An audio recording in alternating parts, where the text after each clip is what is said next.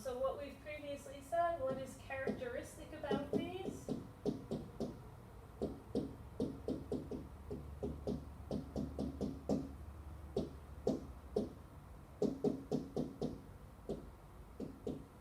Is that current is being split across multiple paths.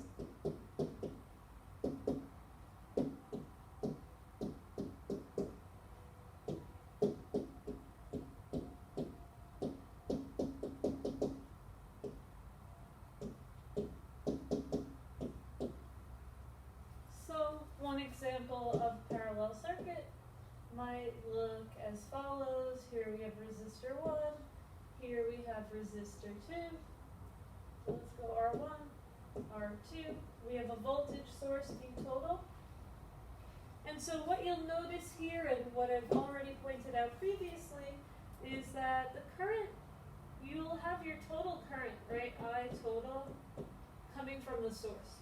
But at this junction here, okay, we label that with a J because it's a junction. At this junction, this current has two paths to take, which means we're going to lose some of it to this path, while the remainder of it goes through the other path.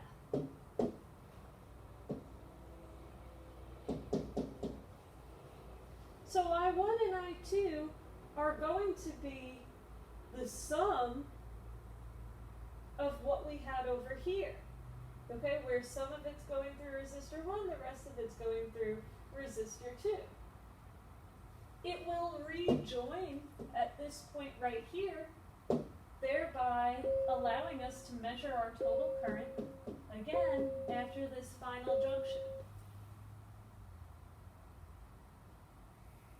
So with that being said, unlike series circuits, the current will not be the same everywhere.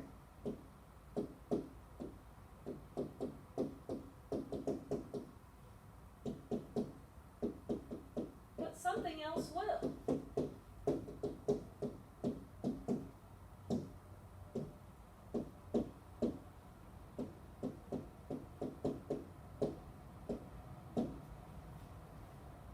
So what would be the same everywhere in this parallel circuit? Well, if this voltage source is 120 volts on one end and 0 volts on the other, remember what I said. If current is being stepped up 120 volts, or it climbs up 120 steps, once it has crossed that final resistor, it needs to have stepped back down to 0. So what's going to happen to the current through resistor 1? Well, it must be experiencing 120 volts on one end, and it must be stepped all the way back down to 0 volts on the other end, because that is the final resistor. It is the first resistor it'll pass through, but it is also the final resistor it's going to pass through. And just as it's been stepped up 120 volts, it needs to be stepped back down 120 volts as it returns to the battery source. The same thing is going to be true for resistor 2, right? The current that has broken off and taken this path is going to experience the 120 volts on one end, but it's only stepped up the 120 volts. It hasn't been dropped down yet, right? It hasn't experienced that voltage drop. That resistor is going to provide it with the voltage drop, but it needs to step all the way back down to 0 volts. So in a parallel circuit, what is special about a parallel circuit is that across each of these resistors, you will have the same voltage.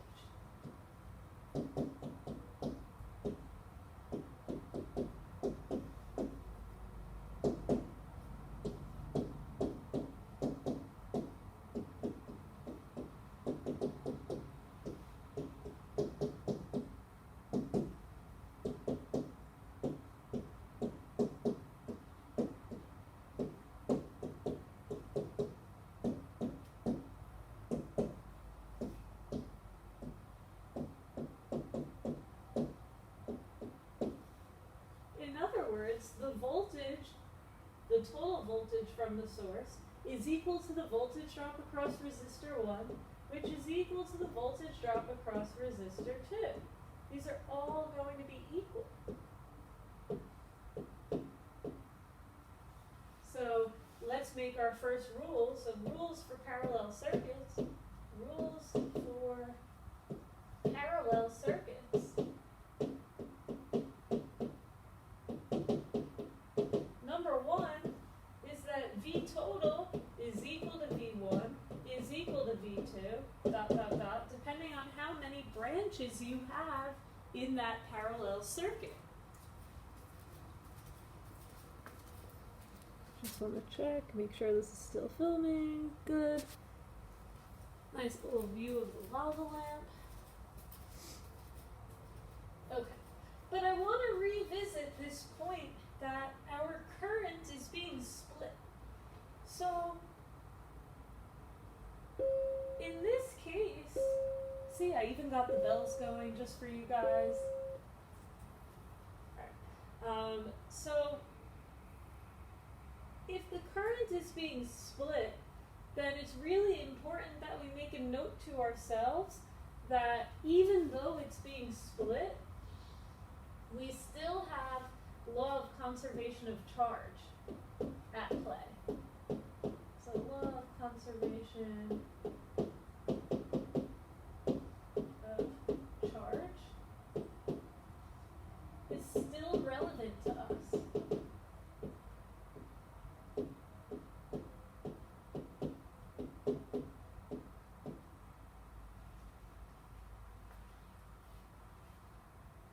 Because the total current going into the junction is going to be equal to the total current going out of the junction. Oops, I'm sorry. So, total current going into the junction will be equal to the total current coming out of the junction. I want to make space right now. Oh, there we go. Will be equal to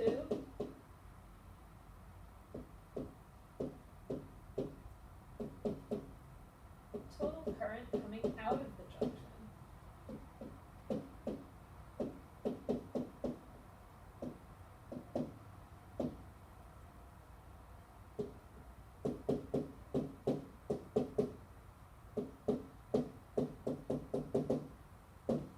What that means for us, for our rules, is that the total current, I total, is the sum of I1 plus I2.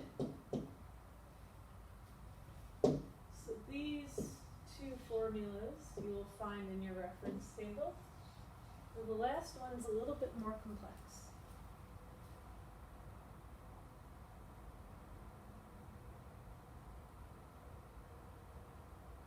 But I just want to focus on this point for one moment. So I want to zoom in on this little space where we have our junction, and so let's just zoom in on this. So we have a junction. We have some current going this way, some current going this way. So let's just say I total is 6 amperes. If I1 is equal to 4 amperes, then what must I2 be equal to? Okay, remember what I said. Law of conservation of charge still applies here. So the total amount of current going into this junction should be equal to the total amount of current going out of it. So let's look at this. So I total equals I1 plus I2. Well, we have 6 amps going into the junction. We know we have 4 amps coming out of it through path 1, but we don't know how much is coming out through path 2.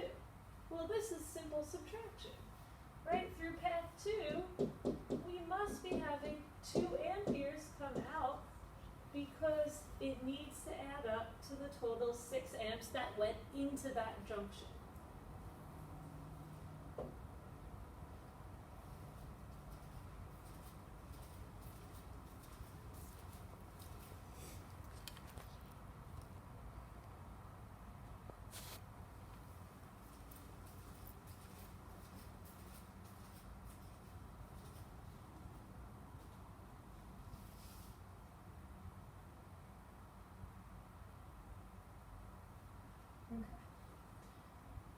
Now, one other thing, I won't always only have two paths for the current to take. I could have a circuit like, actually let's go in a different direction. Let's say this is my parallel circuit, and I have resistor 1, which is experiencing this 120 volts.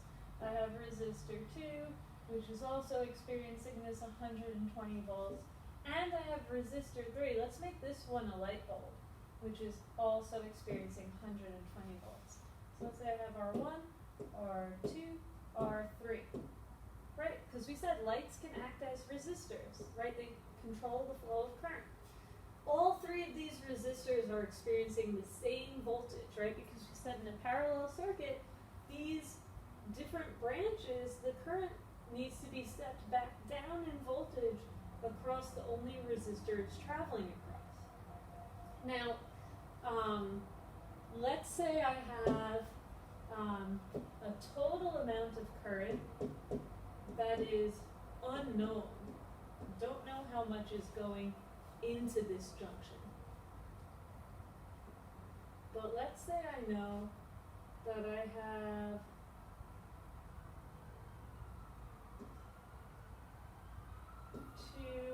amperes flowing through resistor 1.